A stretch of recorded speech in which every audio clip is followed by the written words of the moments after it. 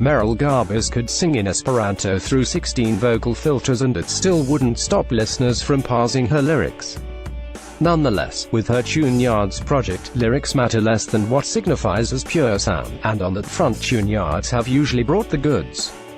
Switching the emphasis from ukulele to drums and collaborator Nate Brenner's bass for 2014's Nicky Knack produced music of sometimes frustrating and amateurish liquidity but mostly excellent quasi-grooves that complemented Garbus' posh Yorkpava voice. With I Can Feel You Creep Into My Private Life, Garbus, with a lot of help from Brenner, manipulates the bass much like Prince did the Lindrum or Arto Lindsay did his untuned guitar, like the signature on a painting, as propulsion and punctuation. If you've recorded a few tracks with sequences and other dance elements, Garbus and Brenner's choices make sense.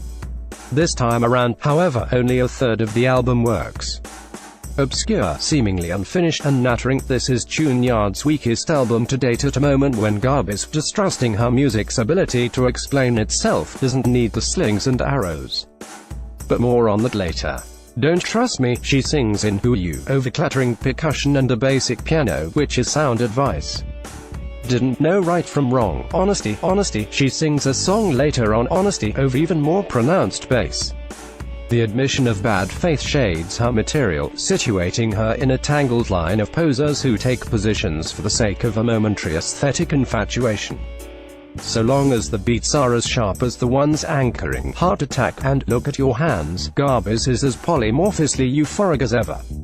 Projecting joy is her idea of erotic play, a joy in phonemes, clatter, and fart noises, a fauve splash of colors.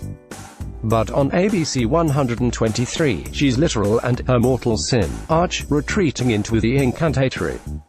Home casts her as David Sylvian in Ghosts, a living sculpture from whose lips the clichés of existential rootlessness fall and disappear into an ocean of fuzz. Then, Colonizer pops up.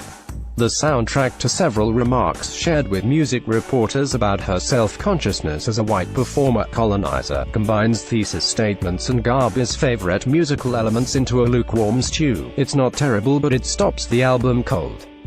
She should have titled it Performative Wokeness, and performed it as an instrumental. The combination of ukulele plucking, guitars and chants, and Brenner's bass is more eloquent about musical intersectionality than any manifesto.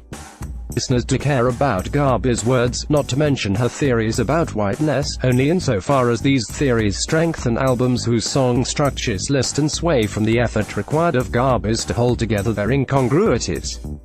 In an era when the response to promotion becomes the promotion itself, even when the response is designed to an album, Tune Yards may lose what remains of the goodwill that sent WHOKILL to the top of 2011's Paz and Job Critics poll. And in 2011 there were already plenty of critics who dismissed the album as tuneless, caterwauling, gauche, pedantic, and sometimes distracted. I Can Feel You Creep Into My Private Life is a fans-only record, aimed at listeners primed to give Garbus the benefit of the doubt after transgressions like consenting to a Sunday New York Times piece about the banalities of the white ruling class. Except Garbus is weird, a folkie who distrusts the genre's penchant for narrative and straight lines but has a use for its sparseness and can't stop scattering apocas like buckshot. Call her Merrill Garbus, she won't mind, probably. Oh, will you erase what you embrace? She sings on the Ladysmith Black Mambazo interpolating Private Life. You, that works as an